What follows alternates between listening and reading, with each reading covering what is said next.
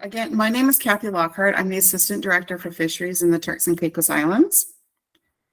Okay, to give you a little bit of background for our fisheries fleet in our islands, the Turks and Caicos Islands are a small group of island chain that's near the Bahamas, north of the Dominican Republic and Haiti. We have basically water banks that we primarily fish from. We have the Turks Bank, the Caicos, the Mushwa, and the Silver Banks, but primarily we fish off of the Turks and the Caicos banks. We primarily fish for queen conch and spiny lobster, but our fishermen have more recently started to getting the finfish species.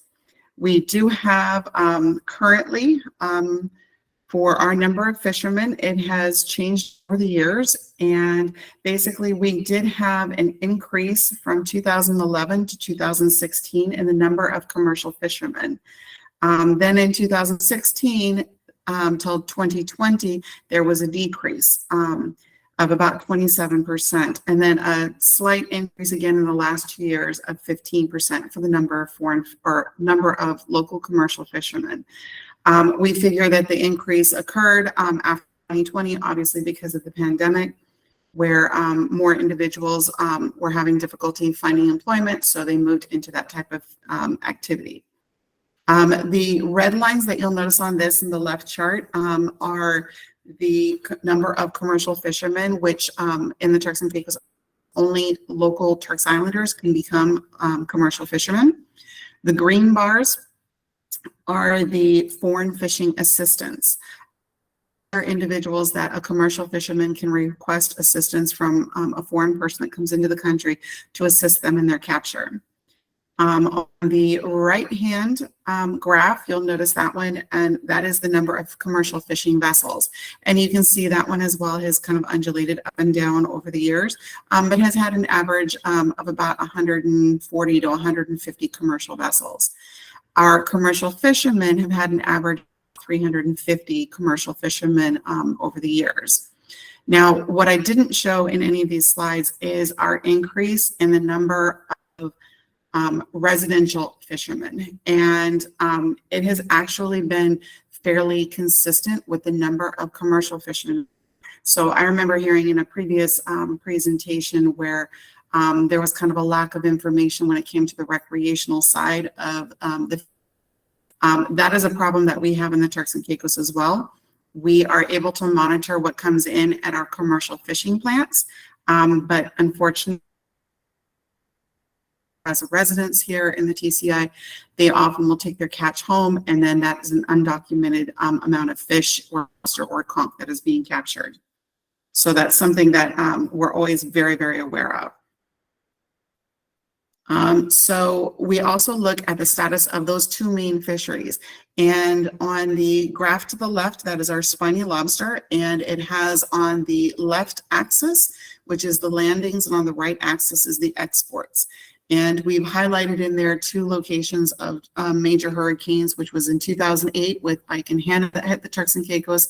And then in 2017, we had Irma and Maria that hit. And you can notice, like right after, you know, they undulate, some go up, some go down. But you'll notice that in 2022, this last year, we had a significant increase in the amount of lobster that was landed. Look at the darker line, which is the exports, that would be based against the right column. You'll notice that there was a definite increase in the amount of exports, but compared to other years, not quite as much. The reason for that is because our local fishermen have discovered that a local market for that fishery. And so there's quite a bit of lobster that is actually landed here and sold locally. The same has happened with our queen conch in the other graph, where you'll notice that there was a significant decrease in the amount of catch from about 2009, 2010 down. In 2014, the Turks and Caicos government a total allowable catch for the Turks and Caicos for queen conch and put that into the regulations. And the total allowable conch for capture is 820,000 pounds, of which 500,000 of that is allotted for available export. The other 320,000 pounds would be for local only. Now, again, like the spiny lobster, if landings are provided at those Class A processing plants, we're able to capture that information. But fishermen often now go and sell them directly to restaurants and hotels. And so again, that's unreported and unregulated information that we're not collecting. Getting to one more bit here. So we've also done to try to encourage the data that we could possibly capture for these two species. We collect morphometric or biological information on both the queen conch.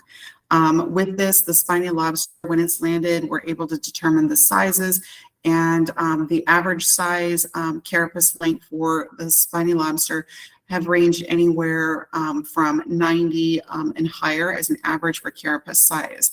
Our minimum size is 83, and we have always surpassed that, where this last year it was set at 97. So we've been catching, very good sized lobster that we've been able to record. Now, fishermen are selling them directly to restaurants. Again, that's information we haven't been able to record. So when we think about the local consumption patterns, that has been one of the areas that we realize we are very lacking in data collection. So we recently received, in the past 2 years, it was a Darwin Plus project that we had received in conjunction with SARI. And part of that project was to look specifically at the finfish, but the other portion of that project was to look at designing and creating local landing sites that would be government run. So if fishermen were not landing them at the commercial processing plants, they could land them at one of these plants or one of these locations, and we would have officers there to be able to collect that information in a more. So how that happened was this particular project would sit down, talk with fishermen, develop the locations based on their criteria of what would be the most appropriate locations. We now have those locations decided, and we are in discussions with our Public Works Department about the creation and building of a structure that would have running water, that would have ice availability, and individual cleaning stalls. But fishermen that were wanted to sell to restaurants and hotels would additionally have these extra cleaning stations that would be there. Now with the conch fishery, I'm sure everyone's aware, there's been the discussion with NIMS as far as, what's available, what's not available of the review. Like I said, in 2018, it actually got established in legislation for catch, which included not only the meat weight, but also the number of shells and the number of pounds of operculum, because some individuals use operculum as well. And based on that, we've been able to try or continue to conduct stock assessments.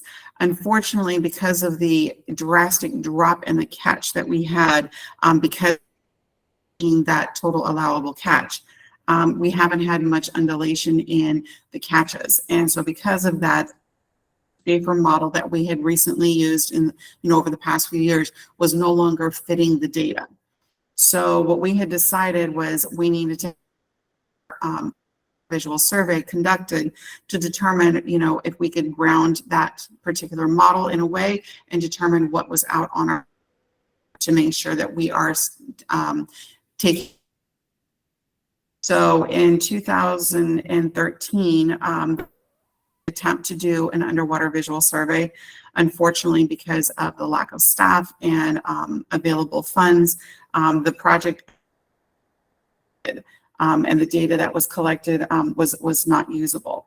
So in 2020, the Fisheries Department was part of the DECR, and we had conducted 20 underwater visual site surveys for 20 different locations as a pilot project. And based on that information, we were able to determine there were 551 individual conch that were measured during that site. What we found that the median, because the number of juvenile conchs outweighed the number of adult conchs. So the median siphonal length was meters, which is 6.7 inches below our minimum size for legal harvest. Out of that 551, there were 500 individuals that were well below the siphonal length. So considering all of this and the numbers, we actually tried to determine the population density. And according to the Queen Conch expert workshop report from WECAP, it was supposed to be 100 conch per hectare. According to our 20 just pilot project surveys, we found out that the juvenile 42 conch per hectare. And if you did the overall, which included the adults, it was 63 conch per hectare. So we had determined based on that we needed to have a more thorough survey that was done. And we ended up doing obtaining funding through the resin bid. Actually, I think I can bring that down. Yes. So we had the resin bid, which is the Sustaining Queen Conch, Strombus gigas Fisheries and Aquaculture of the Turks and Caicos Islands. It was funded by the EU, and we were able to conduct 100 visual surveys as well as 100 underwater video tows, which that was a presentation that was given earlier during this scientific meeting. Additionally, within this, we were also looking at completing consumption surveys and then determining and enhancing the trade of endangered species through capacity buildings and finding if there was detrimental or non-detrimental findings. We also had the Darwin Plus, like I say, 153, which was the Conserving Tropical Marine Ecosystems in the TCI through Science-Based Fisheries. We were able to select centralized landing locations, but again, we're completing that with our Public Works Department for that. Within that same project, we also attained additional training on fish data collection, and there was the construction of a fish laboratory in Island Providenciales, where we have 2 persons that were hired under this project that were obtaining otoliths and doing some fish aging analysis. So our national fisheries policy obviously has the overall to ensure the sustainable use of the living marine resources and ecosystems through increased cooperation and collaboration with all stakeholders for the improved welfare and food security of the people of the Turks and Caicos. With this, we wanted to ensure sustainable use of the marine resources, promote and enhance science-based management, and recommend certain measures and promote food security for the TCI while promoting diversification to alternative fisheries. So some of the information that we are actually working on now for the future, one is we're looking at developing an online platform for obtaining licensing, so there's more transparency for persons that want to apply for a license, even if it's from foreign. So we're trying to set that up, as well as a data collection system to move everything to an online system. And finally, to include our enforcement with that. Now, part of this online system that we're looking at, we've been provided a Blue Belt initiative. And with that initiative, what we're looking at is enforcing our enforcement abilities. So there's extra training that has been provided for that. There has been training that has been provided for stock assessments as well as project management.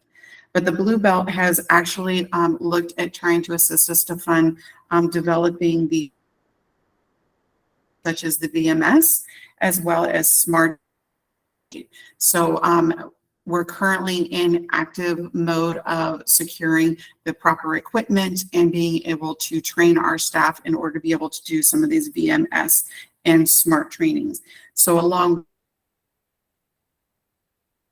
and the online platform with that, we would look at including our licensing and our data collection.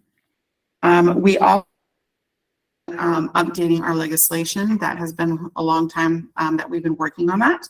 And included in that, the Blue Belt, again, with to address more information to make sure that we are in compliance with both ICAT and the development of